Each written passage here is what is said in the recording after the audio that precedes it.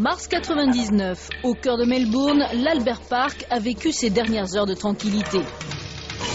Transformé en cours de récréation géante pour pilote en mal de compétition, c'est exalté par un étrange mélange de joie, d'angoisse, d'impatience qu'ils se sont retrouvés. Häkkinen, champion du monde en titre, et son coéquipier Coulthard attendent de pied ferme Schumacher. Décontracté, l'Allemand a pour mission de rapporter au moins un titre mondial et plus 6 affinités. Eddie Irvine est là en principe pour le seconder. Ralf Schumacher dans la cour des grands chez Williams, aux côtés d'un revenant, Alessandro Zanardi.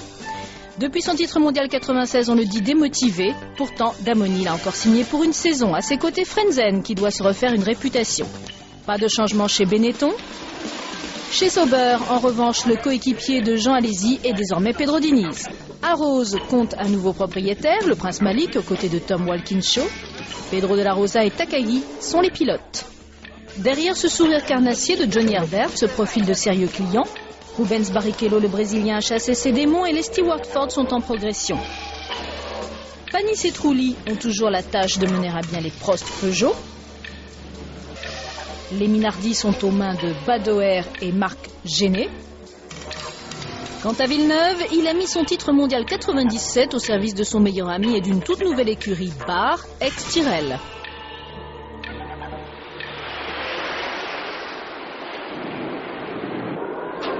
Il est 13h, ce 6 mars 99. La première séance de qualification de ce 50e championnat du monde de Formule 1 vient de commencer. Fortes de leur fin de saison précédente, les Ferrari veulent d'entrée frapper un grand coup. Mais tout le talent de Michael Schumacher ne pourra rien contre des McLaren décidément trop rapides. David Coulthard et Mika Häkkinen s'installent confortablement en première ligne.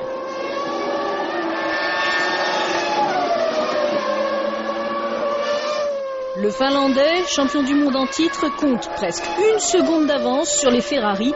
C'est la première pole position 99 d'une saison où Häkkinen ne laissera pas beaucoup de chance aux autres.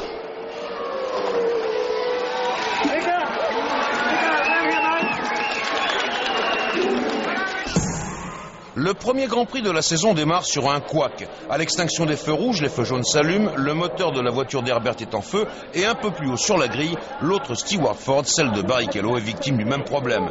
Le Brésilien va s'installer dans la voiture de réserve, mais son équipier ne prendra pas le départ. Et c'est un nouveau tour de formation. Mauvaise surprise pour Ferrari, Schumacher a calé. Il prendra le départ au fin fond de la grille. Takagi lui aussi est en difficulté, mais il va s'élancer à temps. Nouveau feu rouge, ils s'éteignent, et cette fois c'est le départ, le vrai départ de la saison ici à Melbourne. Et d'entrée de jeu, les McLaren Mercedes prennent le commandement de la course. Premier incident et premier abandon, la Jordan de Hill est poussée en tête à queue par la Prost de Trulli. Et à l'issue du premier tour, Häkkinen mène la course devant Coulthard, Irvine, Frentzen, Ralf Schumacher et Fisichella. Ralf Schumacher qui conduit à la perfection.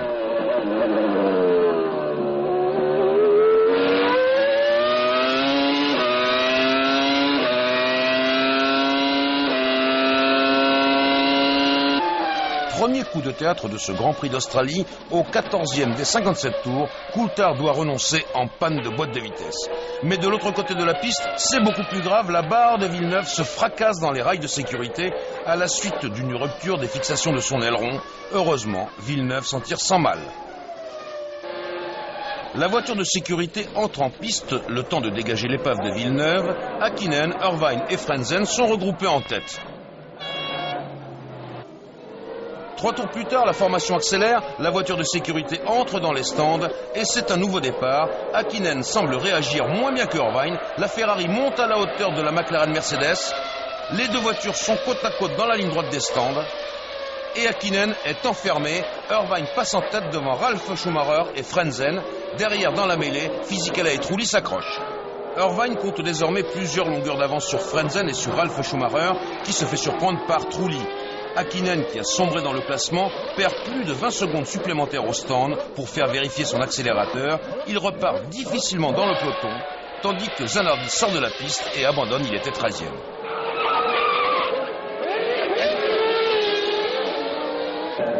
Rien ne va plus chez McLaren où après Coulthard, Hakkinen renonce en panne d'accélérateur. La voiture de sécurité entre une nouvelle fois en fonction, le temps de dégager la Williams de Zanardi. Irvine, Frentzen et Ralf Schumacher sont encore une fois regroupés. Puis la course est relancée, Trulli et Genet vont abandonner.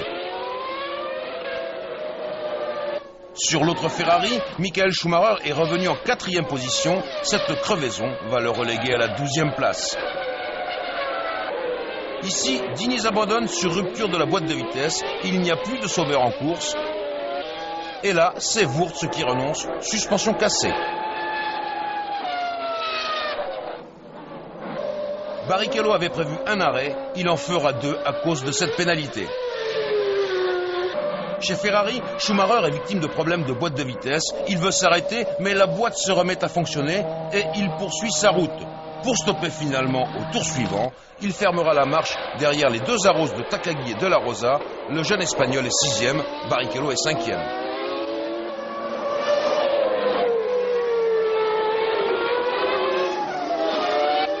En 4e position, Fisichella marque 3 points pour Benetton. Le podium sera composé de Ralf Schumacher sur la Williams Supertech en 3e position, de Frentzen sur Jordan Honda en 2e position. Et le vainqueur est Eddie Irvine sur Ferrari. L'Irlandais emporte sa première victoire en F1. L'Australie était le 81e Grand Prix de sa carrière. Irvine est avec Ferrari le premier leader de ce championnat du monde 99.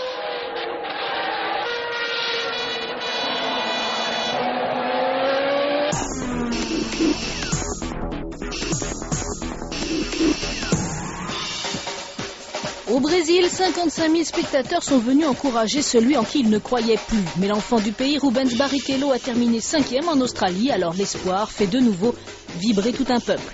Certes, sa modeste Stewart est encore loin de se mêler à la lutte que se livrent les ténors du championnat, Schumacher et Hakkinen, mais jouer les troubles fêtes peut aussi s'avérer très agréable.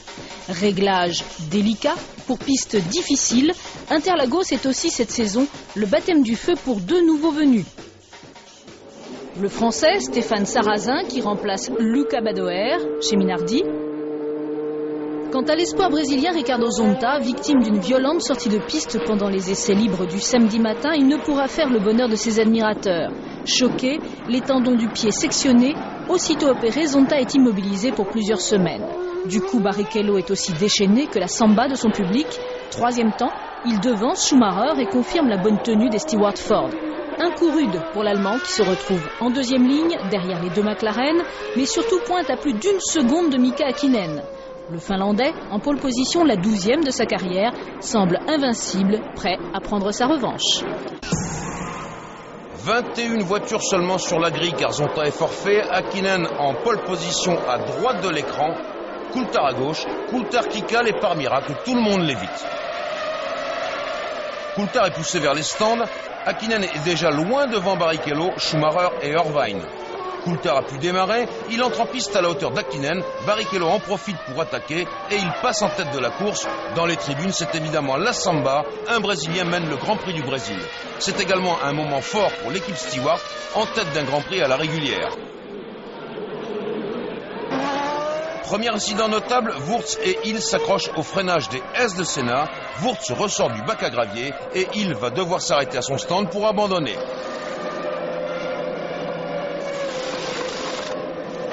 Parti très loin, Alesi se taille la part du lion dans le peloton où il déborde Ralf Schumacher. Il était 19e, le voilà 10e. Panis était 7e. Une pénalité pour départ anticipé va le reléguer à la 18e position. Alerte chez Stewart, Herbert renonce sur problème de pompe hydraulique. Wurz repasse une nouvelle fois par le bac à gravier. Trulli abandonne en panne d'hydraulique lui aussi. Telles sont les péripéties des premiers tours de ce Grand Prix du Brésil. Dans le groupe de tête derrière Barrichello, Schumacher est attaqué sans relâche par Häkkinen, mais la McLaren Mercedes ne parvient pas à déborder la Ferrari. Autre mauvaise nouvelle pour McLaren, Coulthard abandonne. Au 27e tour, Barrichello effectue son premier ravitaillement. Du coup, Schumacher prend le commandement de la course, toujours devant Häkkinen, désormais en deuxième position. Remonté jusqu'à la 5e place, Alesi doit renoncer encore une fois pour un problème de transmission. Et ça va mal pour un autre Français, le jeune Stéphane Sarrazin qui sort très violemment, heureusement sans bobo.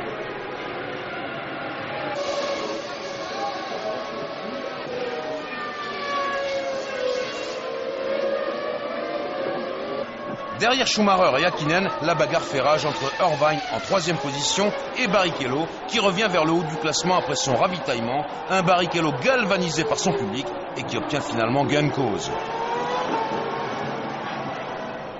Peu après la mi-course, Schumacher est forcé de ravitailler, Häkkinen accède logiquement à la première place. Fisichella voit s'évanouir son embrayage et les points de la 5e place. 4 tours après Schumacher, Häkkinen refait le plein lui aussi, mais il a pris de l'avance et il va repartir devant Schumacher. L'un et l'autre sont néanmoins débarrassés de Barrichello, dont le moteur vient de rendre l'âme. Et au 43e tour, la course a pris sa tournure définitive. Häkkinen a de la marge sur Schumacher. Panis va rouler en 6e position jusqu'à l'arrivée. C'est une belle remontée car il revient de la 18e place. Irvine est en 5e position. Ralf Schumacher est 4e.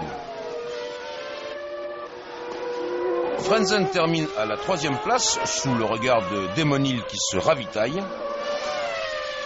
Comme Häkkinen et Schumacher, Frentzen a un tour d'avance sur le reste du peloton et heureusement pour lui car il est trahi par une panne d'essence à quelques mètres de l'arrivée, mais il pourra monter sur la 3e marche du podium. Häkkinen, Schumacher, Frentzen, Ralf Schumacher, Irvine et Panis, voilà donc les 6 hommes qui marquent des points. Häkkinen est un beau vainqueur, c'est sa première victoire de la saison, la 10e de sa carrière. Au classement du championnat, il est 2e ex-aequo avec Frentzen derrière Irvine. Et du côté des constructeurs, c'est Ferrari qui fait la bonne opération.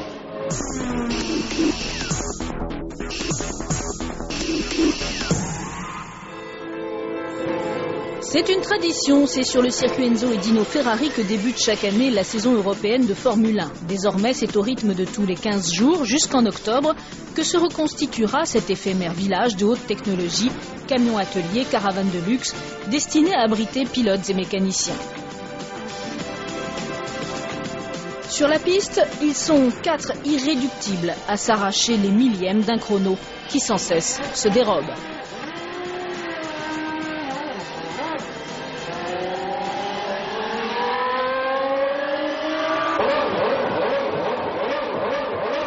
Encouragé par les tifosi, c'est Eddie Irvine qui ouvre les hostilités. Schumacher prend alors tous les risques pour devancer son coéquipier et partir à l'assaut de Mika Häkkinen. Le Finlandais, en bagarre avec son coéquipier Coulthard, s'adjuge finalement sa 13e pole position. À ses côtés, l'autre McLaren pourra le protéger des Ferrari installés en 2e ligne. Schumacher et Irvine se félicitent d'avoir enfin pu réduire les écarts pour la première fois de la saison. Les 2 McLaren Mercedes devant les 2 Ferrari, la barre Supertech de Villeneuve est en 5e position. Au signal du starter, Villeneuve a calé et le reste de la grille parvient à l'éviter. Toujours les 2 McLaren devant les 2 Ferrari à la première chicane et le premier incident met Trulli sur la touche. Il a été éjecté de la piste par De La Rosa.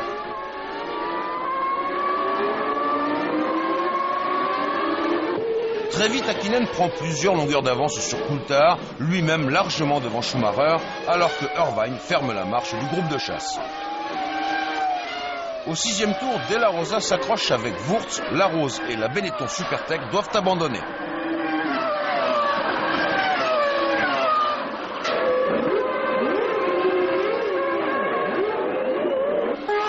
Déjà revenu de la 13e place à la suite d'un départ canon, Alesi est en pleine bagarre avec Hill pour la 8e place. Panis fait un tête à queue, mais il repart aussitôt. Ce sont les prémices du Grand Prix de Saint-Marin. En tête, Häkkinen mène une cadence infernale. Il a pris plusieurs secondes d'avance sur Coulthard lorsqu'au 18e tour, il perd soudainement le contrôle de sa machine et tape dans le mur. C'est la stupeur chez McLaren, car rien ne laissait prévoir cette issue.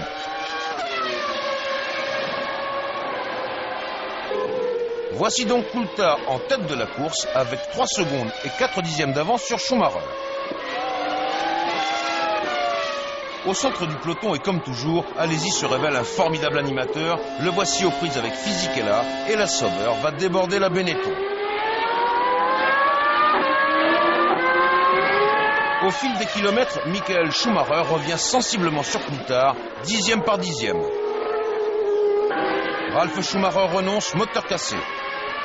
Voici les temps comparés de Schumacher et de Coulthard. Et soudain, alors que la McLaren poursuit sa route, la Ferrari entre en trombe dans les stands. C'est bien vu, car il y a beaucoup de trafic sur la piste.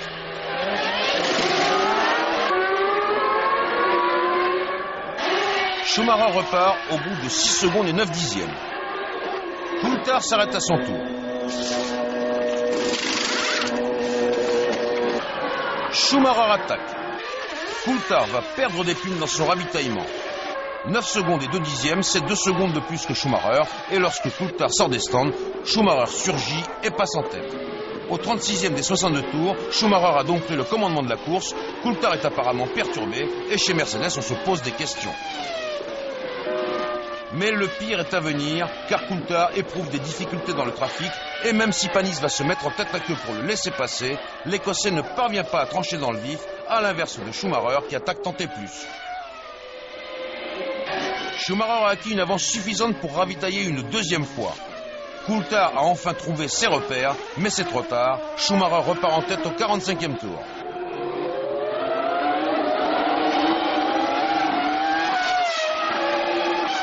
Dans le stand Ferrari, c'est la joie, mais elle est de courte durée. Au 47e tour, Irvine explose son moteur, il était en 3e position.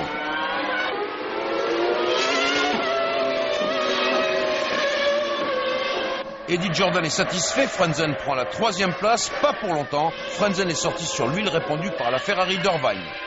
Du coup, c'est l'autre Jordan, celle de Hill, qui est en 3e position, mais elle doit ravitailler encore une fois. Et de fait, au 50e tour, c'est la Stewart de Barrichello qui émerge à la 3e place, derrière Schumacher et Coulthard, devant Hill, Herbert et Fisichella. Panis renonce, commande d'accélérateur cassé. Jackie et Paul Stewart s'inquiètent pour Barrichello, car Herbert vient de casser son moteur.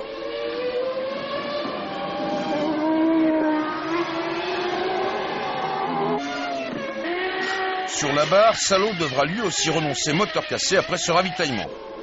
Alesi va terminer ce Grand Prix de Saint-Marin en 6e position. C'est le premier point de la saison pour l'écurie Sauber-Petronas. Fisichella termine encore une fois dans les points. Après son ravitaillement, il devra se contenter de la 4e place. Sur la 3e marche du podium, on retrouve Barrichello. Avec Hill, Fisichella et Alesi, le Brésilien termine à un tour des 2 leaders. Après 2 abandons successifs, Coulthard rallie enfin l'arrivée d'un Grand Prix cette saison, mais il est en 2e position seulement, car le grand vainqueur du jour est Michael Schumacher. Avec cette victoire qui a une saveur particulière car elle s'est jouée dans le fief de Ferrari, Schumacher accède à la première place du classement du championnat du monde devant son équipier Irvine.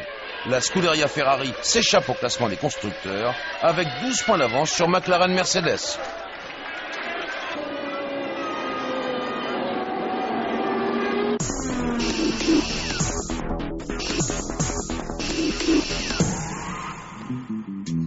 Il est des défis qui forcent le respect. Accroché à son histoire, Monaco depuis 5 semaines s'est métamorphosé pour accueillir la 4e épreuve du championnat 99.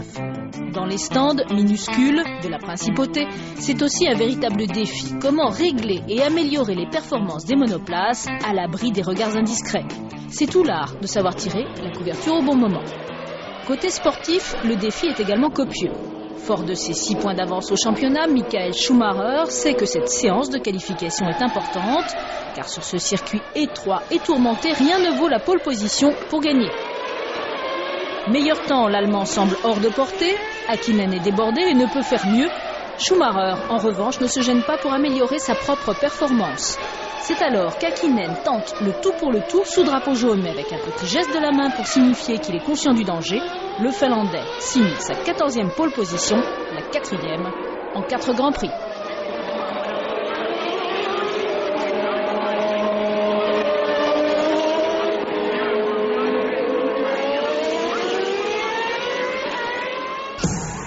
Les deux McLaren à gauche, les deux Ferrari à droite, Schumacher prend un départ idéal, Häkkinen tente de l'intimider, mais déjà le freinage de Sandevot est là, Schumacher saisit l'avantage sur Häkkinen, et derrière lui, Irvine a fait de même avec Coulthard. En quelques secondes, les Ferrari ont retourné la situation. Au quatrième tour intervient le premier abandon, un freinage suicidaire de Hill et une suspension cassée sur la Jordan. Très vite, Schumacher creuse l'écart sur Häkkinen, 3 secondes et 2 dixièmes sur la passerelle de commandement de Ferrari. On constate également que Irvine n'est pas loin d'Häkkinen. Autre facteur non négligeable, la McLaren Mercedes de Coulthard perd du terrain, elle commence à émettre une fumée inquiétante. Schumacher rattrape déjà les premiers retardataires, mais la Ferrari n'a aucune difficulté à se frayer un chemin. Häkkinen perd de plus en plus de terrain sur Irvine et Coulthard est de plus en plus en difficulté. Monaco est un circuit qui soumet les voitures à la torture, Herbert l'apprend à ses dépens, sa suspension vient de casser net. Parti en 14e position, Alesi déborde Salo pour le gain de la 10e place. Häkkinen a du mal dans le trafic et Irvine est maintenant dans son sillage. Gêné par Häkkinen, l'Irlandais préfère ravitailler. Nous sommes au 37e tour, un peu avant la mi-course. Au même instant, Coulthard lui aussi regagne les stands, mais c'est pour stopper définitivement. Il n'y a plus d'huile dans sa boîte de vitesse. En revanche, il y a de l'huile sur la piste. Takagi a explosé son moteur et Häkkinen a tiré tout droit au freinage de Mirabeau. Il fait marche arrière et repart. Il conserve sa 2e place. Schumacher a stoppé à son stand, ce sera son seul ravitaillement. Il remet du carburant pour aller jusqu'au bout de la course. Après son ravitaillement au 37e tour, Irvine est revenu dans le sillage d'Häkkinen. Fisichella vient de ravitailler, il cède la place à Wurz, son équipier, mais celui-ci va stopper au tour suivant. Au 49e des 78 tours de course, voici l'ordre des 6 premiers.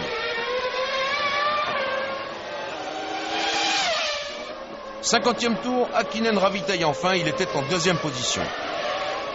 51e tour, Alesi doit renoncer, il a touché le rail et endommagé sa suspension. Häkkinen ayant ravitaillé, Irvine se retrouve donc à la 2e place. Les deux Ferrari sont en tête devant la McLaren. Avec près de 44 secondes d'avance sur Häkkinen, Schumacher est hors de portée. Mais Ferrari a fait jouer un coup de poker à Irvine. Il a pris beaucoup d'avance avec une voiture allégée de son carburant. Il refait un petit plein et rentre en piste devant Häkkinen. Le podium du Grand Prix de Monaco est joué. Derrière, en revanche, rien n'est fait. Comme son équipier Herbert tout à l'heure, Barrichello est victime d'une rupture de suspension. Il était 5e.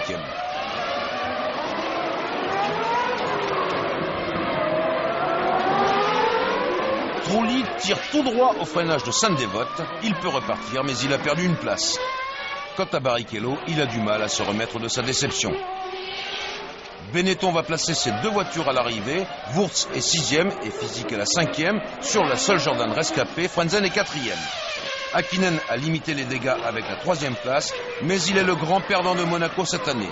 En vérité, les Ferrari ont fait la loi. Elles ont survolé ce Grand Prix, le Grand Prix le plus célèbre du calendrier. Irvine montera sur la 2e marche du podium, mais le triomphateur de la journée est incontestablement Michael Schumacher.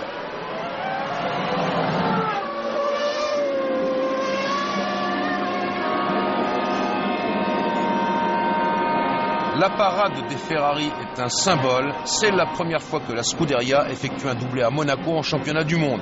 Schumacher prend de l'avance au classement des pilotes et Ferrari fait plus que doubler son capital point par rapport à McLaren.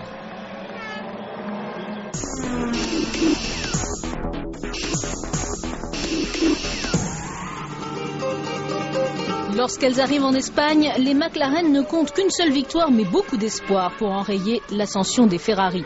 Leur porte-bonheur s'appelle le roi d'Espagne. Juan Carlos n'a en effet pas hésité à endosser la combinaison gris-argenté pour se glisser dans le 2e baquet de cette fameuse McLaren biplace qui écume les circuits pour donner des frissons aux personnalités. En qualification, les coéquipiers font leur numéro. C'est d'abord David Coulthard. Et si Schumacher se sent pousser des ailes, c'était sans compter sur le fantaisiste de service Eddie Irvine qui s'installe devant lui. Dans un sursaut d'orgueil et de pilotage extrême, les McLaren s'intercalent, Coulthard se glisse entre Irvine et Schumacher. Quant à Häkkinen, il obtient sa 5e pole position de la saison. À ses côtés en première ligne, Irvine commence à montrer que la décontraction n'est pas forcément une faiblesse. Häkkinen à droite en pole position, Irvine à gauche. Il est rare de voir l'Irlandais aussi bien placé sur la grille, mais il ne va pas en profiter. Au contraire, il démarre moyennement, il serre Schumacher qui cherche à dégager sur la gauche, mais Coulthard protège Häkkinen. Dans la chicane au bout de la ligne droite, les deux McLaren sont en tête devant la barre de Villeneuve et les deux Ferrari, tandis que Genet renonce sur la grille et que Panis part bon dernier. Voici le classement à l'issue du premier tour, et sur ce circuit où les dépassements sont difficiles, Häkkinen s'échappe, Coulthard et Villeneuve ralentissent Schumacher.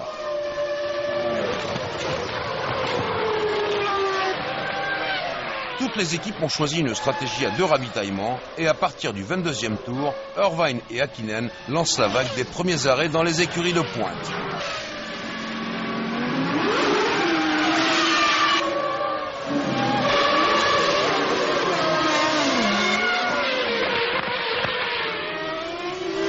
Schumacher, Villeneuve et Coulthard, eux aussi, vont se succéder dans les stands.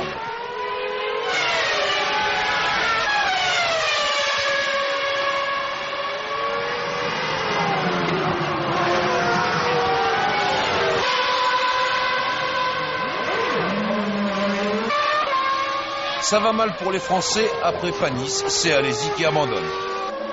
À l'issue des premiers ravitaillements, les positions sont stabilisées derrière Häkkinen. Schumacher passe à l'attaque. C'est le meilleur moment en effet, puisque la Ferrari est débarrassée de la Jordan Honda de Frentzen qui tombe en panne de différentiel, puis de la barre Supertech de Villeneuve qui effectue un arrêt catastrophe. Il faut arracher un aileron, le moteur cale, bref, Villeneuve va perdre plus d'une demi-minute.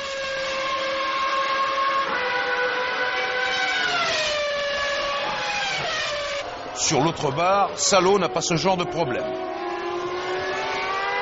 En attaquant tant et plus, Schumacher a repris 7 secondes à Coulthard, mais il est toujours 3e. La ligne d'arrivée est proche et Trulli va marquer son premier point de la saison.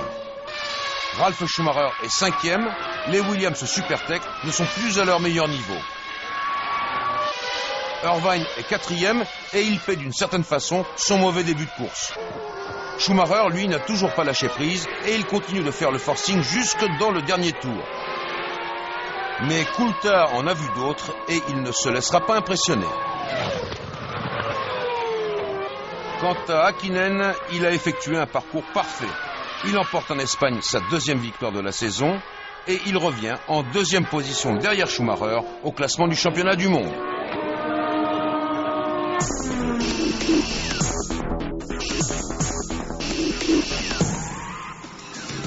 À peine sorti des fraîcheurs hivernales au contact de la Formule 1 pendant plus d'une semaine, Montréal frôle la surchauffe. Le moteur de toute cette activité, c'est lui, le champion du monde 97, Jacques Villeneuve, et son nouveau défi, faire triompher les monoplaces de Barre.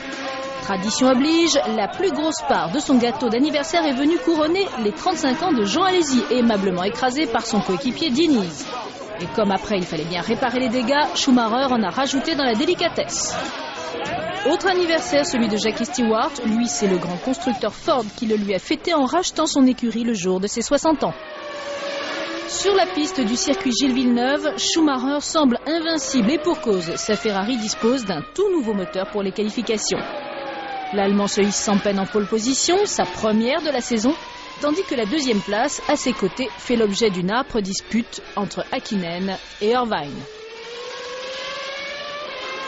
C'est finalement Irvine qui s'incline. Häkkinen partira aux côtés de Schumacher en première ligne.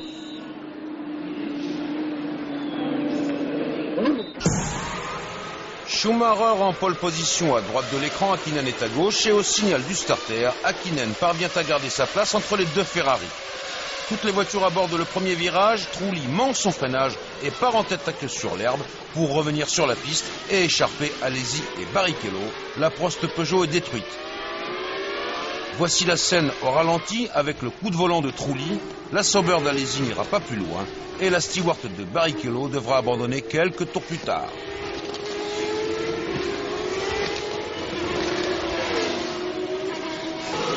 Malgré ce carambolage, le Grand Prix du Canada n'est pas interrompu. La voiture de sécurité entre en piste, tandis qu'Alesi va dire sa façon de penser à Alain Prost, le patron de Trulli. Wurz doit renoncer, transmission cassée. La voiture de sécurité s'efface à la fin du deuxième tour et la course est enfin lancée. Mais pas pour longtemps. Au troisième tour, Zonta fracasse sa barre dans le mur de protection de la chicane des stands. Zanardi a tiré tout droit dans le gravier et la voiture de sécurité entre pour la deuxième fois en action. Nouveau départ lancé et on retrouve toujours les mêmes aux avant-postes, Schumacher, Häkkinen, Irvine, Coulthard, Fisichella et Frentzen.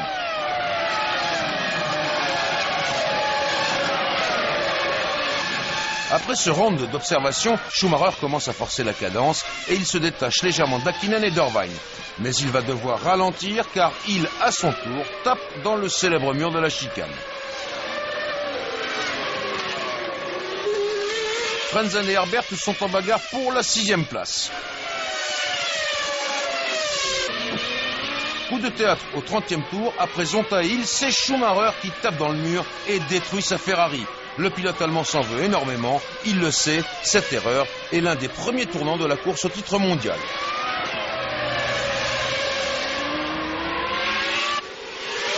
Häkkinen qui prend ici un tour d'avance à Panis, Häkkinen est en tête du Grand Prix du Canada, une épreuve qu'il n'a jamais gagnée. Du coup, Irvine est en 2e position et Coulthard est 3e. Il n'y a pas de répit pour les commissaires de la chicane des stands. Villeneuve à son tour est parti à la faute dans le mur. La voiture de sécurité intervient pour la 3e fois. C'est le moment de ravitailler. Fisichella donne le signal dans le groupe de tête. La Benetton va pouvoir repartir devant la Jordan de Frentzen. Diniz ravitaille à son tour. Il conserve la 6e place. Au 37e tour, Häkkinen s'engouffre dans les stands pour refaire le plein, changer de pneus et aller ainsi jusqu'au bout de la course. Il conserve la 1re place car Irvine a fait la même chose dans le même tour. Après quoi, c'est Coulthard qui s'est arrêté. La voiture de sécurité revient au stand et la course est relancée. Les 6 premiers ont tous ravitaillé et retrouvé leurs positions respectives. Häkkinen a repris le large, laissant aux prises Irvine et Coulthard qui se disputent sans concession la 2e place. Retardé, Irvine peut repartir. Coulthard aussi, mais il va devoir stopper pour faire vérifier sa McLaren. Il perd lui aussi un temps précieux. Il va dégringoler à la 10e place. Du coup, Fisichella et Frentzen occupent la 2e et la 3e place, mais Frentzen est plus habile que son rival dans le trafic et il monte en 2e position.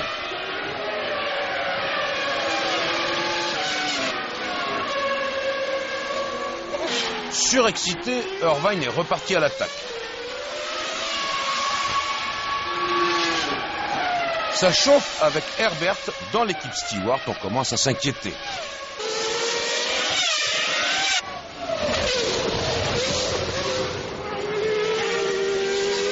Au 58e tour, derrière Häkkinen, Frentzen et Fisichella, Irvine continue de tailler sa route à coups de serpe. Cette fois, c'est Ralf Schumacher qui doit s'incliner.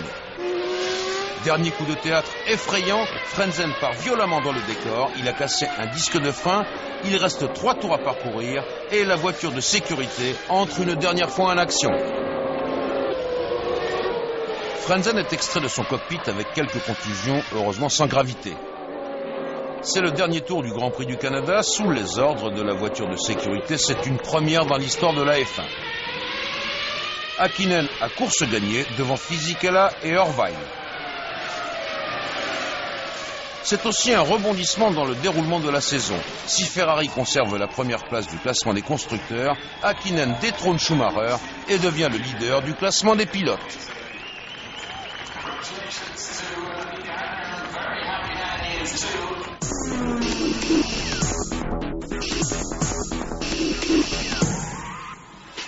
Une fois n'est pas coutume, c'est un ciel chargé de nuages et de pluie qui accueille les spectateurs du Grand Prix de France. Dans les stands, on tente tant bien que mal de canaliser cet afflux soudain, tandis que les pilotes s'interrogent sur l'opportunité de sortir. Choisir le bon moment, tel est le secret d'une qualification réussie sous la pluie. À ce petit jeu, le Brésilien Rubens Barrichello a déjà démontré qu'il était l'homme de la situation.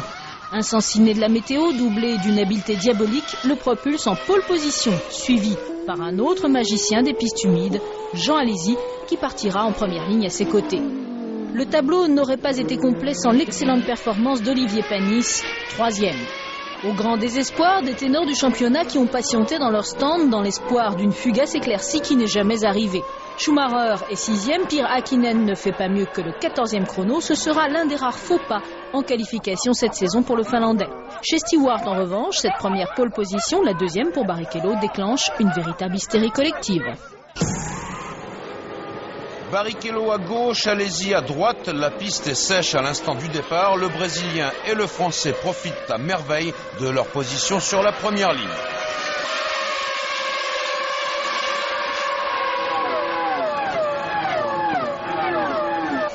Dès le deuxième tour, Coulthard passe à l'attaque et sa McLaren déborde sans problème la modeste Sauber d'Alesi. Sur sa lancée, Coulthard attaque également Barrichello au même endroit, c'est-à-dire le freinage de l'épingle. Barrichello va résister, mais la McLaren aura le dernier mot. Parti de la 14e place, Häkkinen remonte avec des bottes de 7 lieues, il déborde Schumacher et prend la 6e place.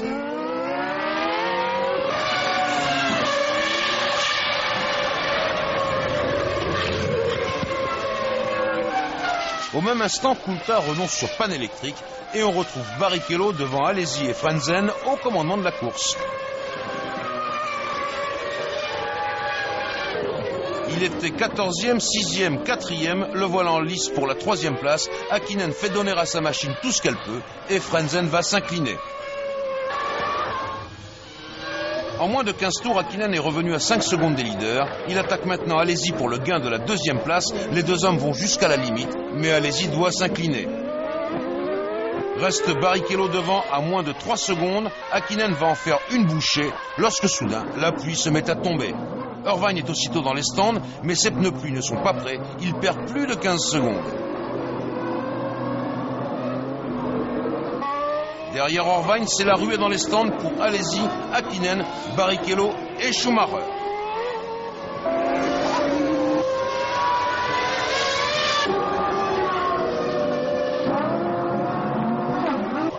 Alesi est reparti en 3e position, mais sous le déluge, la piste est devenue impraticable. Alesi en fait les frais et il va exprimer sa colère. Pourquoi la voiture de sécurité n'est-elle pas intervenue plus tôt ? La voiture de sécurité démarre enfin et c'est Barrichello, le leader de la course, qui dira si la piste est praticable ou non. En attendant, derrière la voiture de sécurité, Villeneuve part dans le décor, Genet et Wurz feront de même.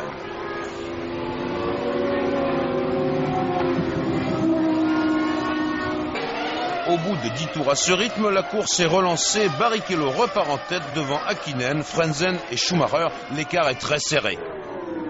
Häkkinen attaque Barrichello, mais il a trop présumé de l'adhérence et c'est le tête-à-queue. Il perd 5 places.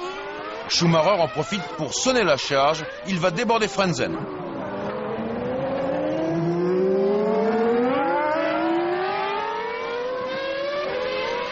Ensuite, Schumacher attaque Barrichello.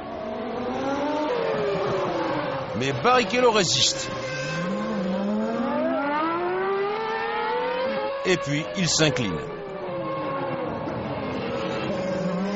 Au 45e tour, Schumacher est en tête devant Barrichello et Frentzen. Irvine lance la 2e vague de ravitaillement. Tandis qu'Häkkinen refait le terrain perdu après son tête-à-queue, ici il déborde Panis, on s'agite beaucoup dans le stand Ferrari.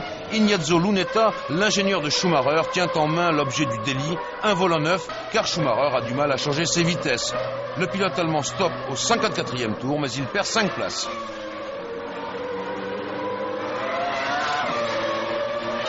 Häkkinen continue de remonter et il arrive sur Frentzen, il le dépasse et prend la 2e place. Le dernier obstacle vers la première place est Barrichello. La McLaren Mercedes s'empare du commandement de la course au détriment de la Stewart Ford. Voilà Häkkinen en tête du Grand Prix de France.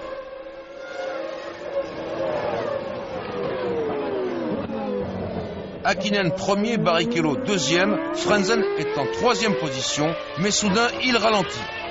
Une panne de transmission?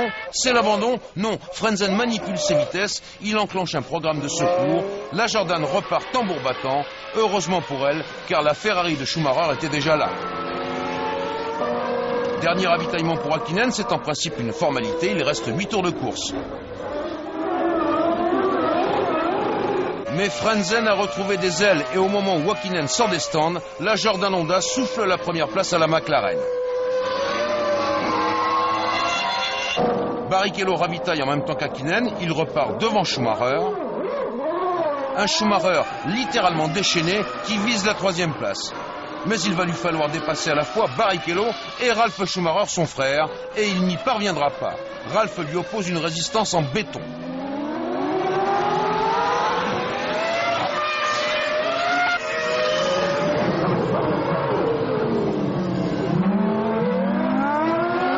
Pendant ce temps-là, dans les stands, on attend toujours le dernier ravitaillement de Frentzen. Drapeau à damier pour Barrichello, qui obtient la 3e place au terme d'un parcours courageux et opiniâtre.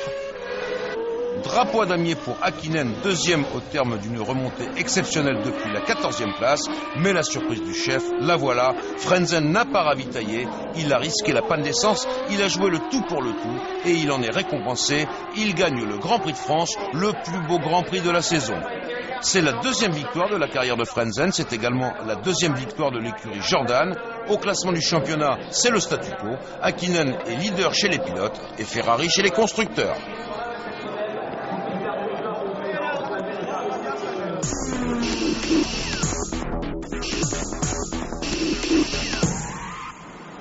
À la veille de la mi-championnat à Silverstone, rien ne permet de prédire qui d'Häkkinen ou Schumacher sera en mesure d'être sacré champion du monde. Avec 3 victoires, le Finlandais est certes en tête du championnat, mais Schumacher n'est pas loin.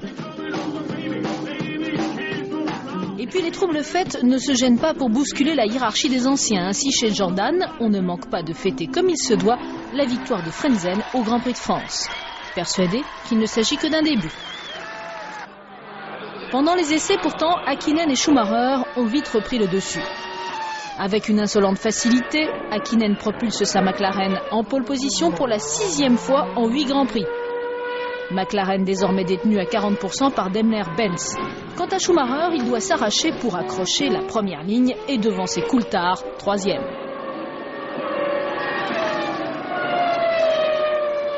Pour la 3e fois de la saison, les 2 rivaux du championnat partiront donc côte à côte, suivis par leurs fidèles coéquipiers.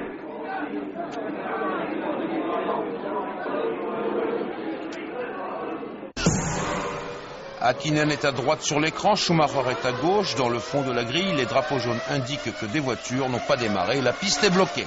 Les 2 McLaren prennent l'avantage sur les 2 Ferrari. Les voitures de Villeneuve et Zanardi sont toujours arrêtées sur la grille. Schumacher attaque Irvine pour foncer à la poursuite des McLaren. Lorsque le drapeau rouge est déployé, il est trop tard. Schumacher sort de la piste et tape très violemment dans les protections. Les responsables de la Scuderia n'ont pas eu le temps de prévenir Schumacher du drapeau rouge.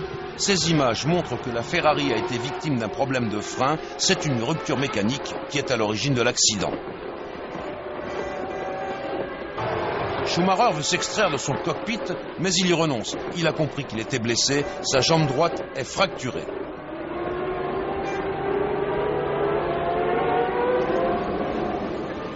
Chez Ferrari, c'est l'angoisse. Schumacher est évacué en ambulance vers l'infirmerie. Il sera ensuite transféré à l'hôpital pour être opéré le soir même. Le temps de dégager l'épave de la voiture, et c'est une nouvelle grille en première ligne. La place de Schumacher est vacante. À l'extinction des feux, avec la voie libre devant lui, Irvine prend un excellent départ et s'infiltre entre les 2 McLaren, Häkkinen devant, Coulthard derrière. Au fond de la grille, De La Rosa n'a pas pu démarrer et le temps de dégager la Rose, il faut l'intervention de la voiture de sécurité. Elle va contenir le peloton pendant 2 tours. La voiture de sécurité entre dans les stands et le départ est donné, lancé, le vrai départ du Grand Prix de Grande-Bretagne. La Ferrari d'Irvine reste infiltrée entre les 2 McLaren Mercedes d'Häkkinen et Coulthard. Voici le classement des premiers tours de course.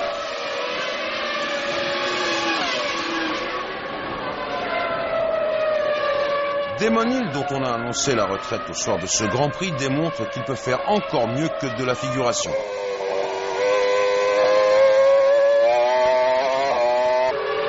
Derrière les 6 premiers, c'est Barrichello qui mène le groupe de chasse composé d'Alesi, Diniz et Herbert.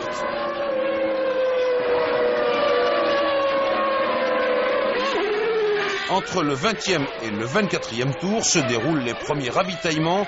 Ici, à Silverstone, la plupart des équipes ont choisi une stratégie à 2 arrêts.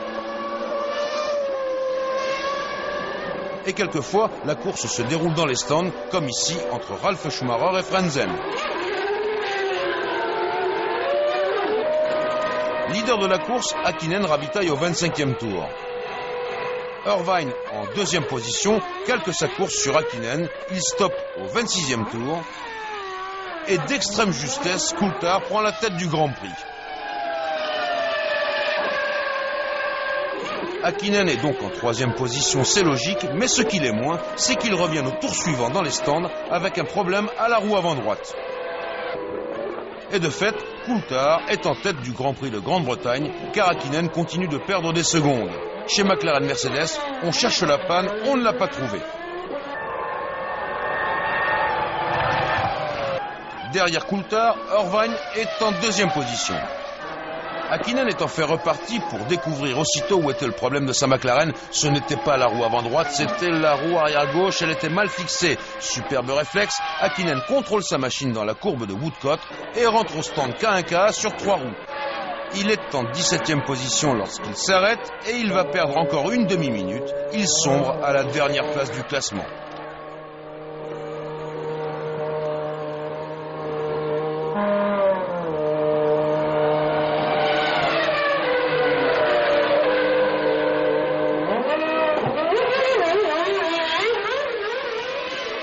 À la mi-course exactement, Villeneuve renonce en panne de transmission, sa barre est très mal placée, la voiture de sécurité intervient le temps de la dégager. Puis la voiture de sécurité s'efface, la course est relancée avec Coulthard en tête devant Irvine à moins d'1 seconde. Excédé par tous ces problèmes, Häkkinen attaque au maximum pour revenir vers le haut du classement, mais la télémesure indique un problème du côté des freins et le champion du monde est rappelé à son stand pour abandonner. Il reste 10 tours et la course n'est pas finie. Ralf Schumacher, Frentzen et Hill, respectivement 3e, 4e et 5e, sont en pleine bagarre.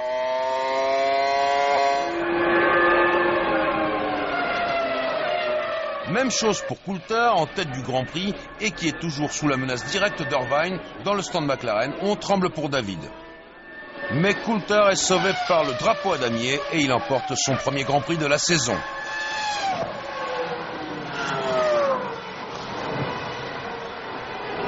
Ralf Schumacher obtient la 3e marche du podium d'extrême justesse devant Frentzen. Pedro Diniz et Damon Hill marquent également des points. Au 7e ciel, Coulthard est félicité par Irvine. Il n'avait plus gagné depuis le Grand Prix de Saint-Marin au début de la saison passée. Häkkinen, qui congratule son équipier, n'a pas fait une trop mauvaise opération. S'il n'a pas marqué de points, Michael Schumacher n'en a pas marqué non plus.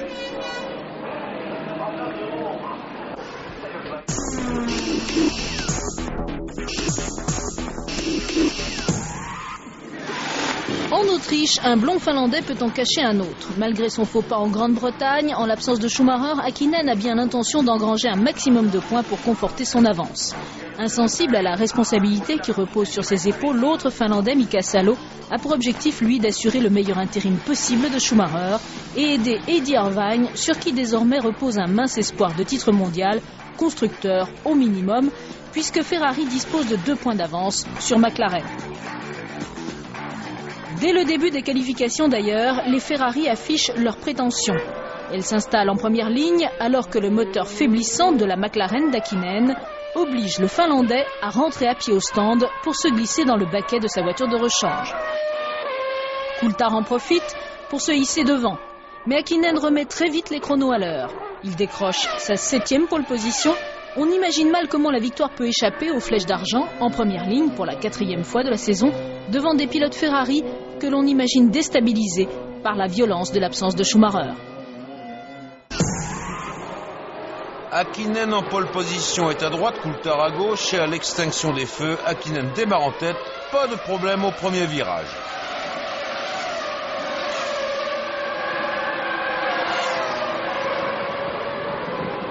Tout va se jouer au deuxième virage. Coulthard s'infiltre à l'intérieur, il touche Häkkinen et l'expédie en tête à queue. Les 21 voitures passent sous le nez d'Häkkinen dans l'embouteillage. Salo percute Herbert. Häkkinen repart en 22e et dernière position. Tout comme Herbert, Salo va devoir stopper pour faire réparer sa machine. Frentzen est en 4e position derrière Coulthard, Barrichello et Irvine. Irvine qui a du mal à suivre Barrichello. Pendant ce temps-là, Häkkinen donne tout ce qu'il peut. Au 7e tour, il dépasse Hill. Il est 13e, il a gagné 9 places. Sortie de Ralf Schumacher au 8e tour, c'est l'abandon. Au 20e tour, Häkkinen est 7e. Il reste 51 tours. Attention aux freins, dit le panneau.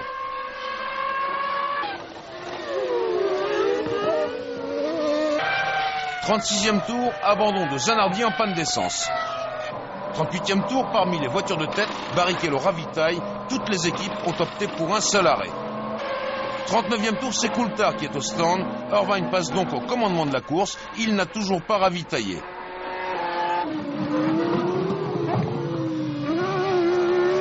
Au 40e tour, Häkkinen est revenu en 2e position derrière Irvine et devant Coulthard lorsqu'il stoppe pour refaire le plein.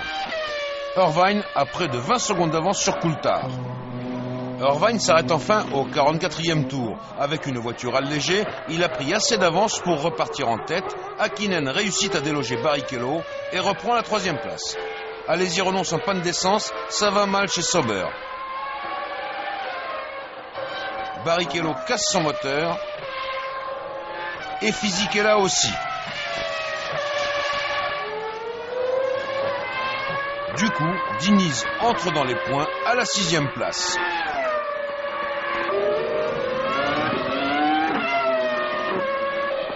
Wurz est 5e, c'est son meilleur résultat depuis le début de la saison. Frentzen, pour sa part, fait une bonne opération. Sur 9 Grands Prix, il a marqué 6 fois des points. Pour la victoire, la course est palpitante. Coulthard est revenu au contact d'Irvine, mais la Ferrari va résister jusqu'au drapeau à damier. Bien sûr, le prix de la combativité revient à Häkkinen. Il monte sur la 3e marche du podium. Il faut se rappeler qu'il était en 22e position au premier tour. Irvine emporte la 2e victoire de sa carrière et de la saison. Une fois encore, la stratégie de Ferrari a fait merveille. La Scuderia est toujours en tête du classement des constructeurs.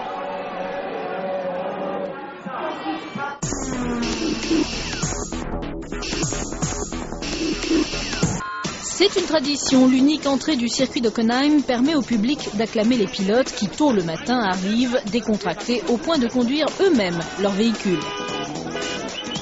À l'approche de la barrière, rien de plus facile que de leur quémander une petite signature souvenir. Admirateur de Ferrari, le public allemand s'est aussi déplacé dans le secret espoir de voir Schumacher rendre une petite visite à son écurie. Mais c'est depuis sa maison genevoise, où il poursuit sa convalescence et par vidéo, qu'il s'exprimera. Sur la piste, Häkkinen n'en finit plus de parfaire son rôle de meilleur sur un tour rapide. Mais faute de Schumacher, c'est un autre Allemand qui enflamme le cœur du public du stadium. Frentzen et sa Jordan font à nouveau parler d'eux. Meilleur temps, puis à nouveau devancé par Häkkinen. Il partira en première ligne aux côtés du Finlandais. Coulthard et Salo sont en 2e ligne, Irvine en 3e.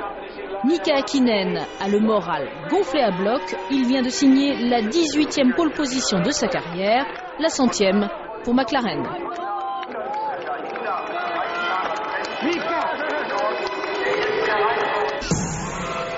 Au signal du starter, Häkkinen à droite jaillit de la pole position, mais derrière lui, c'est Salo qui a pris le meilleur départ et qui déborde Frentzen et Coulthard. Au centre de la grille, Villeneuve emporte Diniz dans son élan. Häkkinen fonce vers la première chicane, il précède Salo, Coulthard, Frentzen et Irvine.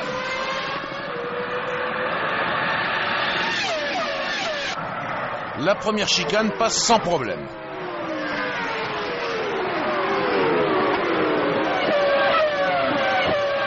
À Hockenheim, il faut des moteurs surpuissants et ça s'entend.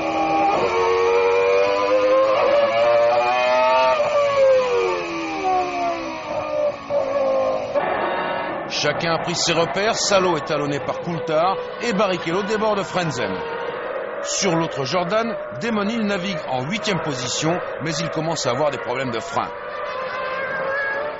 Après Villeneuve et Diniz au départ, Barrichello ouvre la liste des abandons en course au 7e tour. Il est imité par Fisichella au passage suivant. Au 10e tour, Coulthard s'énerve derrière Salo qu'il n'a toujours pas réussi à dépasser. Résultat, il casse son aileron avant. Il va devoir s'arrêter et perdre plus d'une demi-minute.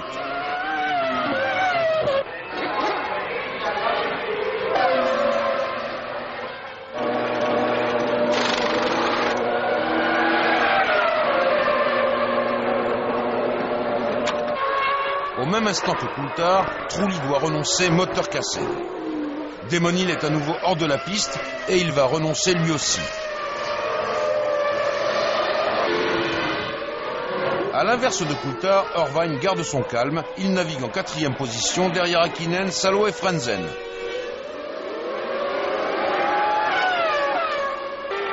Coulthard est reparti en 10e position.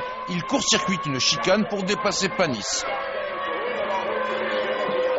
Parti en 21e position, Alesi a choisi 2 ravitaillements, celui-là c'était le premier. Peu avant la mi-course, Frentzen ravitaille, ce sera son seul arrêt. Du coup, Irvine monte à la 3e place. Frentzen est reparti, Irvine a stoppé au tour suivant, son ravitaillement est un peu plus rapide et il repart juste devant Frentzen, il reste en 3e position. Häkkinen est désormais seul en tête avec une avance très consistante. 23e passage, soit un tour après Irvine, Salo refait le plein et change de pneu. Il conserve la 2e place devant Irvine et Frentzen.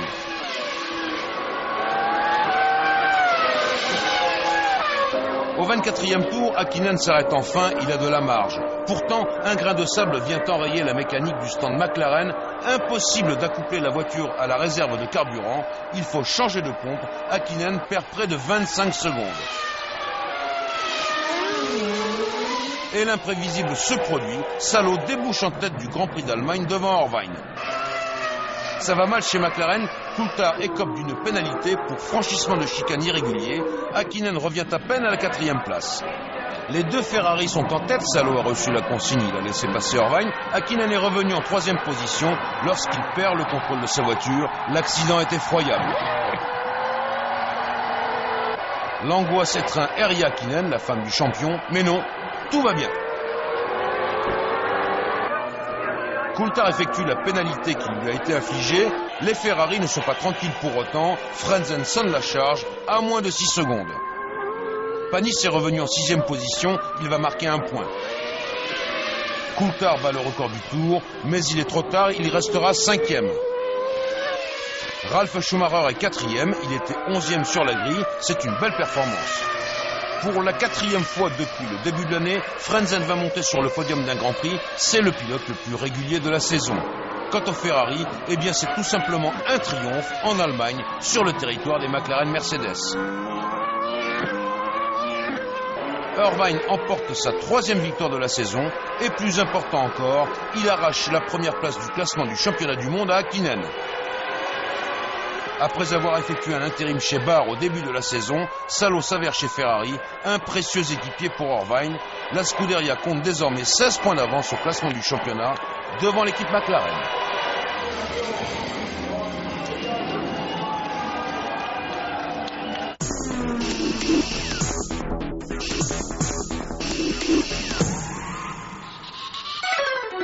En Hongrie, il fait chaud, très chaud. L'occasion pour Sylvester Stallone de rendre une petite visite à ses amis pilotes.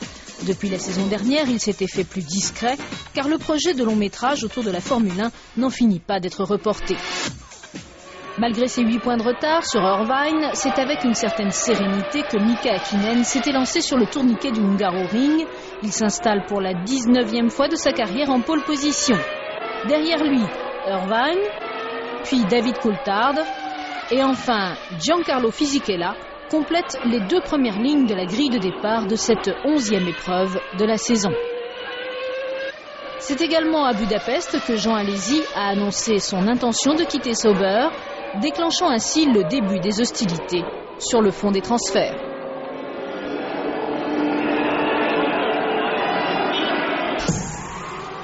Häkkinen à droite profite de la pole position pour démarrer en tête devant Irvine qui saute dans son sillage. La McLaren et la Ferrari précèdent la Benetton de Fisichella, la Jordan de Frentzen et la McLaren de Coulthard qui a eu du mal à s'élancer. Le reste de la grille franchit sans problème les premiers virages.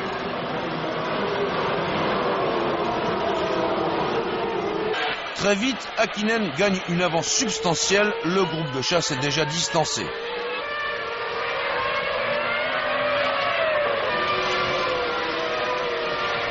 Voici le classement au 7e des 77 tours de ce Grand Prix de Hongrie.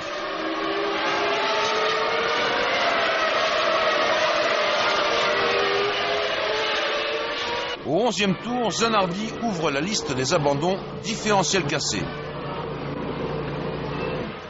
Malgré son avance, Häkkinen accélère encore le rythme.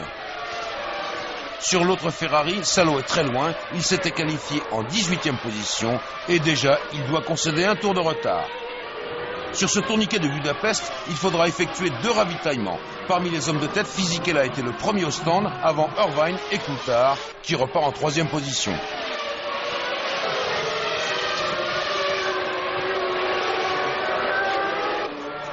Häkkinen possède déjà une telle avance qu'il ravitaille et conserve la première place. Barrichello, lui, va perdre beaucoup de temps. À la mi-course, Häkkinen possède près de 20 secondes d'avance sur Irvine.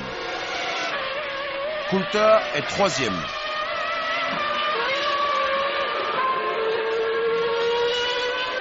Derrière Coulthard, Fisichella est 4e lorsqu'il doit s'arrêter et finalement abandonner sur problème de pression d'essence. Alési a rallié les stands en panne d'essence, son moteur a calé et l'équipe Sauber ne s'en est pas rendu compte immédiatement. Häkkinen effectue son 2e ravitaillement au 55e tour. Irvine fait de même au 58e passage et il repart juste devant Coulthard.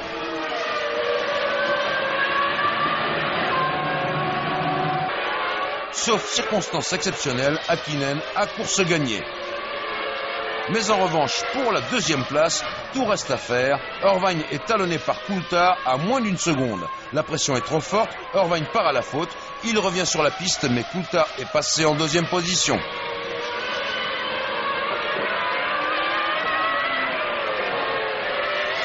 Nouvel arrêt pour Alési, il a été pénalisé de 10 secondes. Il perd le bénéfice de la 6e place.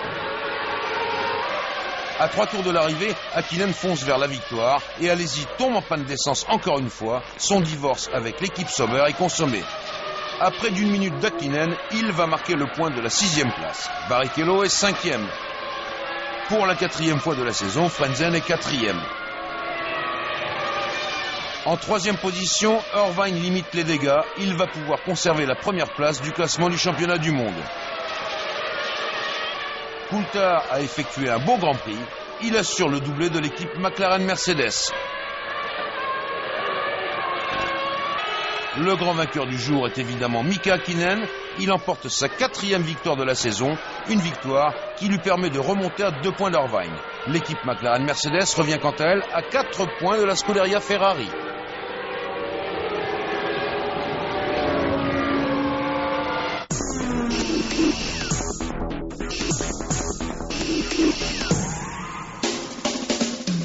Revenu à 2 points d'Irvine, Mika Häkkinen ne veut plus se laisser distancer. Pourtant, le Finlandais n'est pas au bout de ses peines. Celui qui entrevoit une retraite bien méritée, c'est le champion du monde 96. Damon Hill ne se sent plus l'âme d'un pilote, il rend les clés de Jordan à son successeur, Jarno Trulli.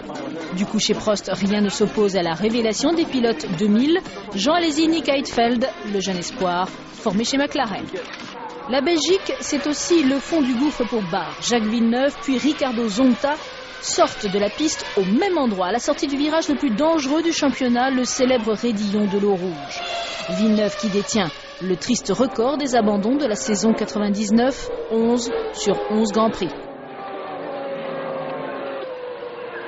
Häkkinen, lui, se penche sérieusement sur le record de pole position. Et celle de ce Grand Prix de Belgique ne lui échappe pas devant son coéquipier Coulthard. Frentzen tente un timide retour, l'Allemand est en 2e ligne, baroud d'honneur de son coéquipier Damon Hill à ses côtés. Mais qui pourra cette année battre Häkkinen sur un tour rapide?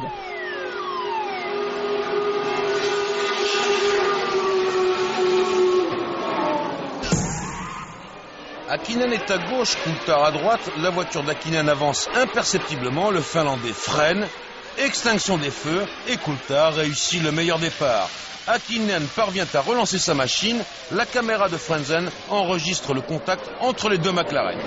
Mais Coulthard tient bon et il sort du rayon de l'eau rouge devant Häkkinen et Frentzen.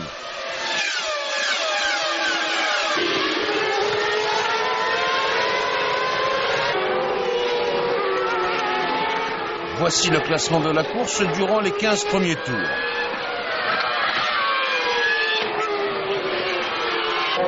C'est le moment des premiers ravitaillements. Ici, à Francorchamps, la stratégie impose 2 arrêts. « 7 secondes 7, Häkkinen perd la 2e place. Irvine gagne la 3e, mais tout ceci est provisoire. Seul Coulthard n'est pas inquiété. Après 7 secondes d'arrêt, il rentre en piste en première position.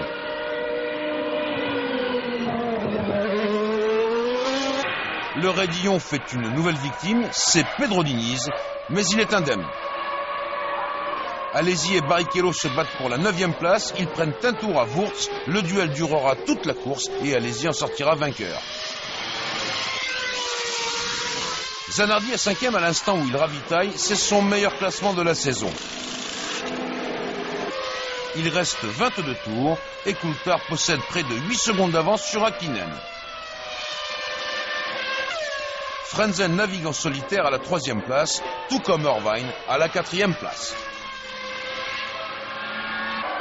Barrichello fait un tête à queue et il repart à plusieurs secondes d'Alesi. Deuxième vague de ravitaillement pour les leaders, Häkkinen est en 2e position et il y restera. Coulthard effectue un 2e arrêt de routine, sans histoire, et il en va de même pour Frentzen. Chez Ferrari, en revanche, on a eu chaud. En repartant des stands, Irvine passe à 2 doigts de la catastrophe avec Salo. À 10 tours de l'arrivée, le classement des 6 premiers se présente ainsi. Seul changement, Salo va laisser passer Irvine.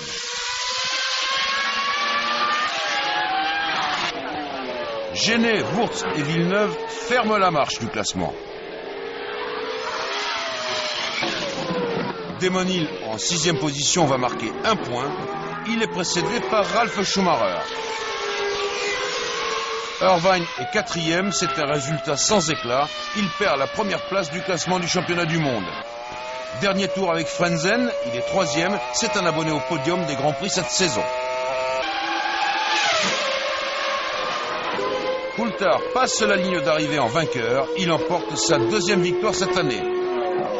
Un peu contrarié par son équipe qui n'a pas demandé à Coulthard de le laisser passer, Häkkinen limite néanmoins les dégâts et reprend la première place du classement du championnat.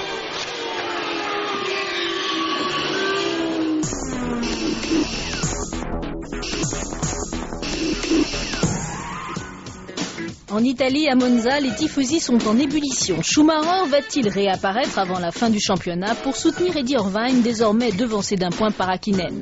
Petite consolation, Ronaldo, le célèbre joueur de football, est venu encourager son compatriote Rubens Barrichello, qui vient de signer pour 2 ans chez Ferrari. Sur la piste, l'on n'est pas encore aux grosses cylindrées, quelques tours de roue pour la forme, n'est-ce pas, monsieur Alain Prost? Les essais consacrent une grille de départ où les Ferrari, bien que sur leur terrain, sont curieusement absentes. Salo est en 3e ligne, Irvine en 4e. Häkkinen, en revanche, ne laisse toujours personne d'autre que lui s'installer devant.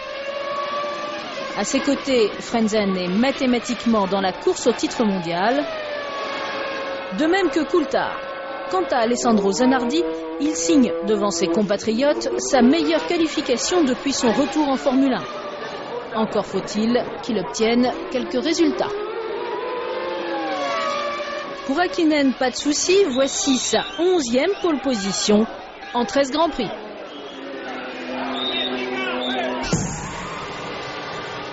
Häkkinen en pole position à droite, Frentzen est à gauche. Häkkinen réagit à la perfection. Zanardi prend le meilleur sur Frentzen. Coulthard s'est laissé enfermer. À la première chicane, les 22 voitures passent sans encombre, ou presque.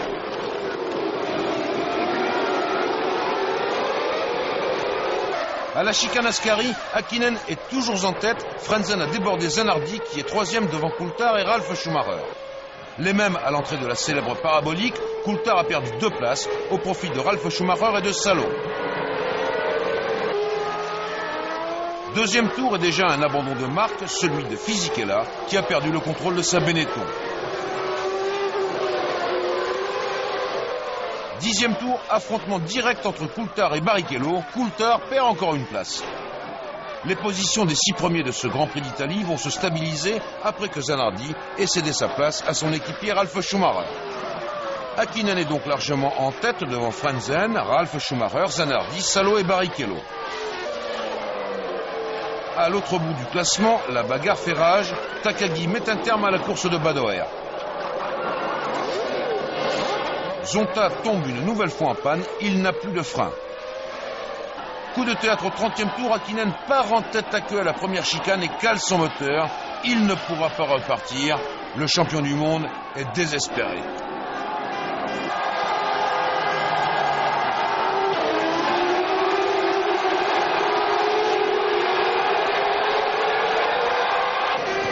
Et c'est Frentzen, avec sa Jordan Honda, qui prend le commandement de la course. Häkkinen sait qu'il vient de perdre une occasion unique de gagner son 2e titre mondial avant la fin de la saison.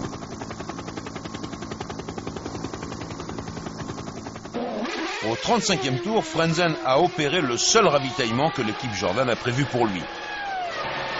Frentzen au stand, Salo et Coulthard accèdent aux premières et 2e places. Mais ils stoppent en même temps au tour suivant. C'est la course des mécaniciens autour des voitures. Ferrari la gagne et Salo repart devant Coulthard.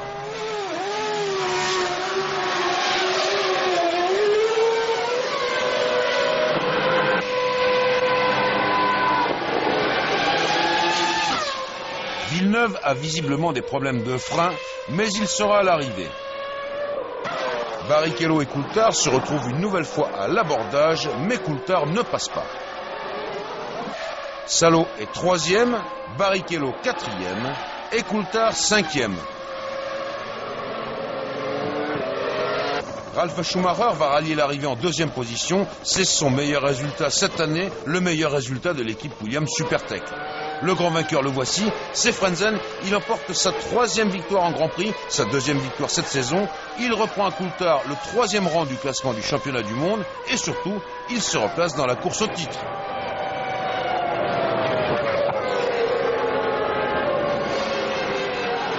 Frentzen et Jordan peuvent exulter, c'est une grande victoire pour l'équipe Jordan.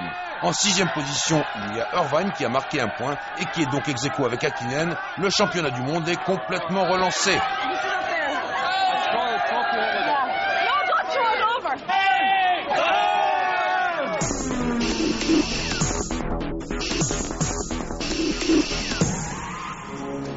Sur le circuit du Nürburgring en Allemagne, pour ce Grand Prix d'Europe, la météo vient pimenter encore un peu plus une fin de championnat ô combien incertaine. À égalité de points avec Eddie Irvine, qui doit gagner la confiance de Ferrari, Mika Häkkinen ne dispose plus que de 3 épreuves pour s'imposer définitivement et doubler son titre mondial. Bien dans sa tête, depuis sa victoire et surtout adulé par le public allemand en l'absence de Schumacher, Frentzen profite de la situation pour s'installer en pole position. Jamais son équipe, Jordan, n'a obtenu autant de résultats. Accroché à sa 3e place dans la hiérarchie mondiale des constructeurs, Eddie Jordan jubile. Coulthard fait une tentative de réhabilitation, il devance Häkkinen en 2e ligne. Chez Ferrari, rien ne va plus, Irvine sombre. En 5e ligne, Mika Salo en 6e. Après la 3e victoire de sa carrière lors du dernier Grand Prix en Italie, voici donc la 2e pole position de Heinz-Harald Frentzen. Frentzen à droite, Coulthard à gauche. Frentzen jaillit de la pole position, Coulthard démarre moins bien et dans le premier virage, Frentzen précède Häkkinen, Coulthard et Ralf Schumacher. Alési passe à l'intérieur dans la première chicane, mais il gagne 6 places. Soudain, il stoppe brusquement, Wurz se déboîte pour l'éviter et expédie Diniz en vol plané. L'accident est effroyable, d'autant plus effroyable que l'arceau de sécurité de la Sauber a cédé et on craint le pire pour Diniz. Par miracle, il sort indemne de son cockpit, tout va bien. La voiture de sécurité entre en piste, le temps de dégager l'épave de la Sauber, puis elle rentre au stand et la course est relancée. Derrière Frentzen, Häkkinen et Coulthard, Ralf Schumacher est en 4e position. Viennent ensuite Fisichella, Irvine et Panis. Fisichella qui ralentit Irvine. La Ferrari attaque la Benetton sur tous les fronts, mais elle ne passe pas. Devant, Häkkinen commence à intimider Frentzen, mais le pilote Jordan ne s'en laisse pas compter. Et on revient au duel entre Fisichella et Irvine. Fisichella commet une toute petite faute, mais elle est suffisante pour permettre à Irvine de passer. La Ferrari accède à la 5e place. Au 18e tour, la pluie commence à tomber. Ralf Schumacher en profite pour attaquer Coulthard et viser la 3e place. Le combat est sans merci, mais Coulthard va rester maître du terrain. Plus loin, Fisichella tente la même opération avec Irvine, mais il part une nouvelle fois à la faute. Le circuit est véritablement piégeux, il pleut à un bout et pas à l'autre. C'est une aubaine pour Ralf Schumacher, très adroit dans ces conditions, et qui a enfin raison de Coulthard. 20e tour, l'équipe McLaren ne prend pas de risque. Elle rappelle Häkkinen au stand pour chausser des pneus pluie. Ça tombe bien, l'averse est violente. Ferrari rappelle Irvine et c'est Salo qui s'arrête. Il est sorti, il faut changer l'aileron. Salo chausse les pneus pluie qui étaient destinés à Irvine. Il perd plus de 30 secondes. Frentzen est toujours en tête devant Ralf Schumacher et Coulthard. Salo parti, Irvine peut enfin s'arrêter au 21e tour, mais dans la panique la plus complète. En effet, l'Irlandais a changé d'avis en entrant au stand. Il ne veut plus de pneus pluie, il veut des pneus secs. Chez Ferrari, les pneus secs ont été remisés au fond du stand. Voilà pourquoi Irvine reste sur 3 roues pendant près d'une demi-minute.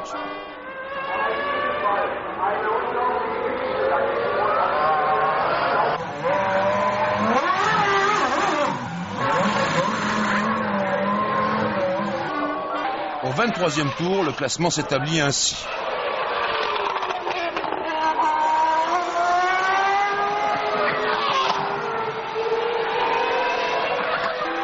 Häkkinen et Irvine naviguent en 12e et 13e position, hors des points, mais le championnat du monde est tout de même en jeu. Irvine passe à l'attaque.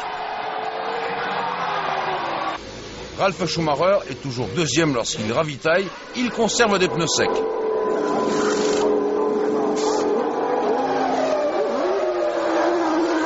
En tête de la course, Frentzen a été rattrapé par Coulthard qui se fait de plus en plus pressant. Frentzen est parti à la faute, mais il rattrape la situation. La Jordan Honda et la McLaren Mercedes entrent en même temps dans les stands. Et c'est l'équipe Jordan qui va gagner. Frentzen repart devant Coulthard. Ils rentrent en piste tous les deux avec un tour d'avance sur Häkkinen.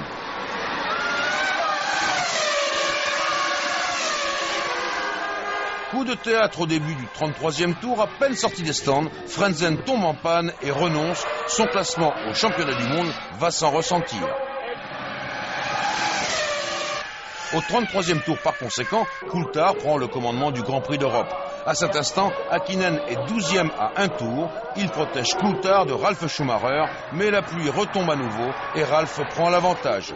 Alési est 9e lorsqu'il abandonne, alors qu'un nouveau rebondissement se produit en tête. Coulthard part à la faute et son Grand Prix s'arrête là, tout comme ses chances de pouvoir se battre pour le titre mondial. Et dans ces conditions délicates, le plus habile émerge en tête de la course, c'est Ralf Schumacher. Il a près de 20 secondes d'avance sur Fisichella, lui-même avec le même écart devant Herbert. Dernier ravitaillement pour Ralf Schumacher, alors qu'à l'autre bout du classement, Takagi sort de la piste et abandonne. Schumacher est reparti en 4e position derrière Barrichello. Il veut revenir vers la tête de la course, mais Barrichello est intraitable, ça ne passe pas.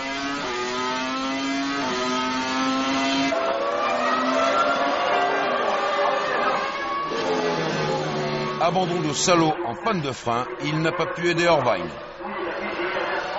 Herbert ayant ravitaillé, Fisichella est en tête, il tient peut-être sa première victoire en Grand Prix, il dépasse Irvine et sur sa lancée, il part en tête à queue, c'est fini, il doit renoncer, il ne gagnera pas aujourd'hui.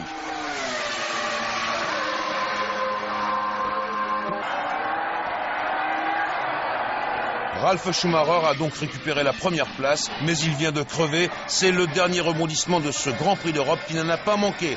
Ralf va pouvoir ramener sa voiture au stand et repartir, mais pour la victoire, c'est trop tard.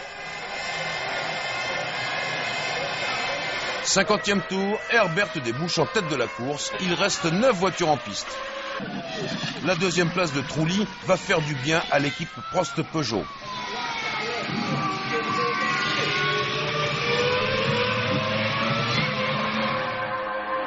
Badoer, en revanche, est effondré. Son abandon lui coûte 3 points. Quant aux deux prétendants au titre mondial, ils sont toujours là, en bagarre pour la 7e place cette fois. Irvine commet encore une petite erreur et Häkkinen prend le dessus.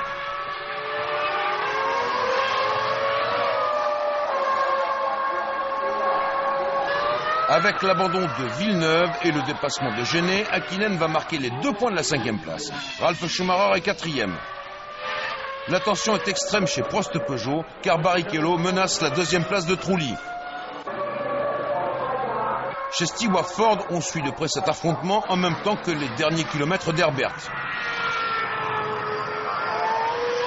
66e et dernier tour, c'est la délivrance. Herbert est victorieux, c'est son 3e succès en Grand Prix, mais c'est surtout le premier triomphe de l'équipe Stewart Ford, un triomphe qui arrive au bout de 3 saisons de Formule 1. C'est une magnifique performance. Trulli lui aussi est heureux, il offre à Prost-Peugeot son meilleur résultat. Au classement du championnat, Häkkinen reprend l'avantage.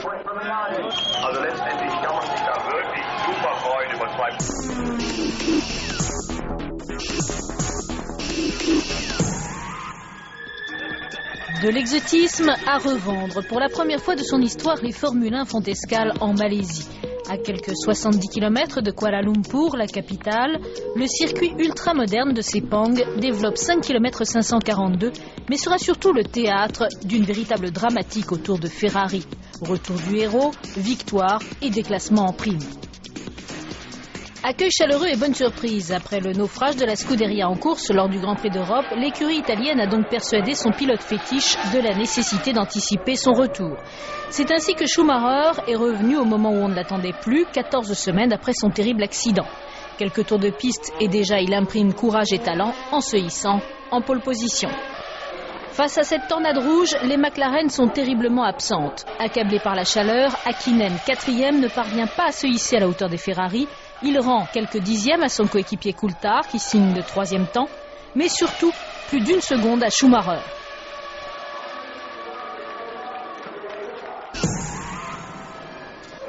Trulli casse son moteur dans le tour de mise en place définitive de la grille. Il ne prendra pas le départ qui voit les 2 Ferrari en première ligne effectuer un magnifique travail d'équipe. Schumacher entre en tête dans le premier virage devant Irvine, Coulthard et Häkkinen.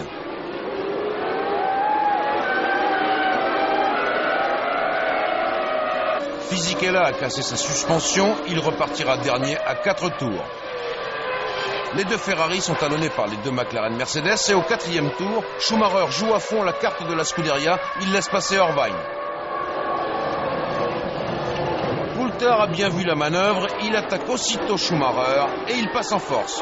En revanche, Häkkinen reste derrière Schumacher et pour Ferrari c'est l'essentiel. 6e tour, tête à queue de Zonta, il abandonne. 7e tour, sortie de piste de Ralf Schumacher, il abandonne également.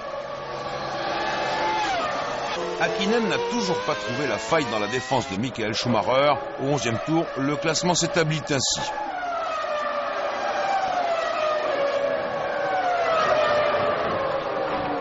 Coup de théâtre au 14e tour, une McLaren Mercedes au ralenti, c'est Coulthard qui abandonne.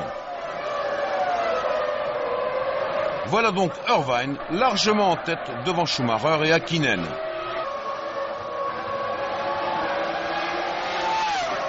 Avant les premiers ravitaillements, Schumacher accélère la cadence, Barrichello est en 4e position, Frentzen très retardé à la 9e place seulement. 25e passage, Irvine ravitaille. 2 tours plus tard, c'est Häkkinen qui est au stand. 28e tour, Schumacher lui aussi a ravitaillé. Nouvelle grosse alerte pour Villeneuve, il en a connu pas mal cette saison, il n'y aura pas de barre Supertech à l'arrivée. Au 41e tour, Irvine toujours en tête ravitaille une 2e fois, il repart en piste derrière Schumacher et Häkkinen, ce dernier repasse par les stands au 47e tour.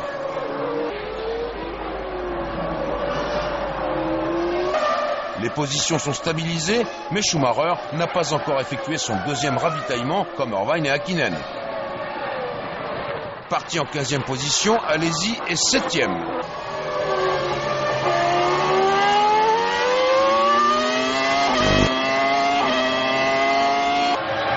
Les deux pilotes Stewart vont effectuer un tir groupé derrière Häkkinen. À 5 tours de l'arrivée, Schumacher est toujours en tête et il ne ravitaillera pas. Un subterfuge qui permet le doublé de la Scuderia Ferrari et la victoire d'Irvine, car Schumacher, en fidèle équipier, l'a laissé passer. Ferrari reprend les affaires en main.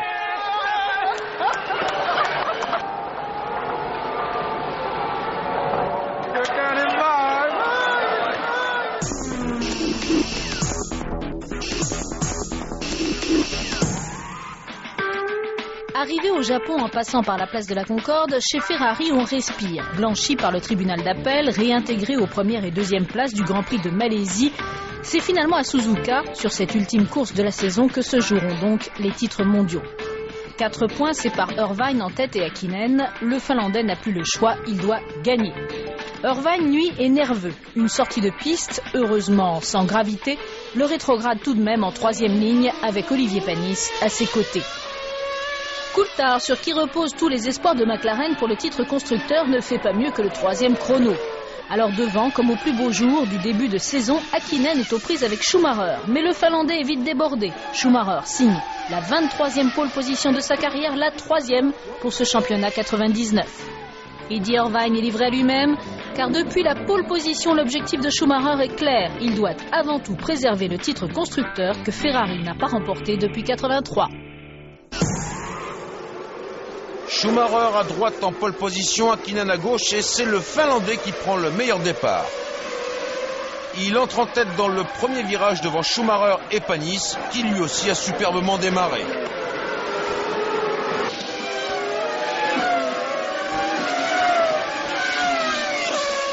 Dès la fin du premier tour, Zanardi renonce, moteur coupé. 3 tours plus tard, Trulli abandonne également. En revanche, pour Panis sur l'autre Prost Peugeot, tout va bien, il tient le rythme des leaders. Au 10e tour, Häkkinen a distancé Schumacher de près de 6 secondes. Chez Ferrari et chez McLaren, on s'observe.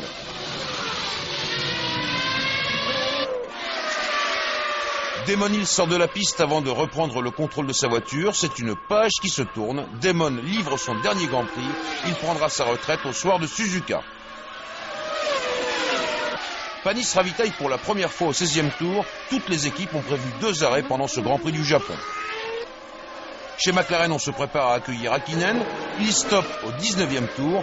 Pas question de faire un faux pas. Le ravitaillement se déroule dans le plus grand calme. Häkkinen au stand, Schumacher passe en première position. Frentzen a ravitaillé en même temps qu'Häkkinen.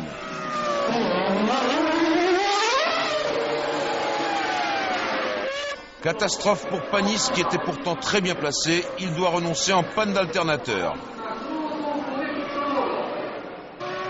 3 tours après Häkkinen, Schumacher était au stand et Coulthard également. Coulthard rentre en piste juste devant Frentzen. Il conserve ainsi la 4e place.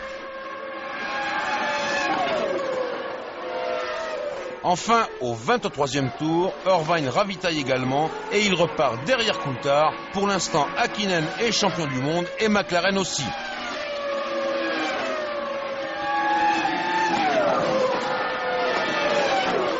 Schumacher a fait retoucher les réglages de sa voiture au stand. Elle est plus efficace et il peut vraiment attaquer.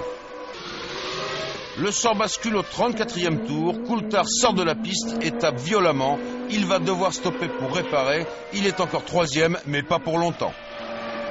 Coulthard va repartir en 10e position à un tour sous le nez de Schumacher et il ne lui facilite pas la tâche. La Ferrari va pourtant réussir à passer, mais elle a perdu du terrain. 37e tour, Schumacher ravitaille une 2e fois. 38e tour, Häkkinen fait de même. Coulthard abandonne, il était 11e, sa voiture était trop sérieusement touchée. Il reste 13 tours. Les dés sont jetés, Häkkinen est toujours en tête et s'il y reste, il sera champion du monde. Schumacher est toujours en deuxième position et s'il conserve cette place, Ferrari sera champion du monde des constructeurs.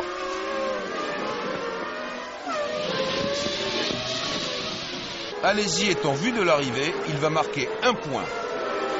Ralf Schumacher est 5e, Frentzen 4e. Fin du 53e tour, Häkkinen passe la ligne, il a rempli son contrat, il est vainqueur de ce Grand Prix du Japon, le dernier Grand Prix de la saison, il est champion du monde, c'est son 2e titre consécutif. Schumacher lui aussi a rempli son contrat, Ferrari remporte le championnat du monde des constructeurs. Mika Häkkinen et Michael Schumacher, ils ont été les 2 héros de la saison 99.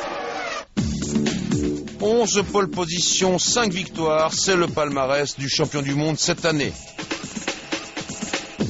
3 pole positions et 6 victoires pour Ferrari, la Scuderia renoue avec le titre mondial des constructeurs qu'elle attendait depuis 16 ans.